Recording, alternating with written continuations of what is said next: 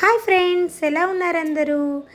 ఈ వీడియోలో నేను ఓట్స్ ఆమ్లెట్ అనేది ఎలా చేయాలో చూపిస్తున్నాను. ఇది వచ్చేసి ఒక వెయిట్ లాస్ రెసిపీ అండి. దానికోసం మనం ముందుగా ఓట్స్ అనేది తీసుకొని బాగా పౌడర్ లాగా చేసుకోవాలి. చాలామందికి ఓట్స్ అనేది తినడం ఇష్టం ఉండదు కదా, అంటే మిల్క్లో అలాగా. సో ఈ విధంగా ఆమ్లెట్ చేసుకున్నారంటే చాలా ఇష్టంగా తింటారు. ఇది ఒక వెయిట్ లాస్కి అనేది చాలా ఉపయోగపడుతుంది.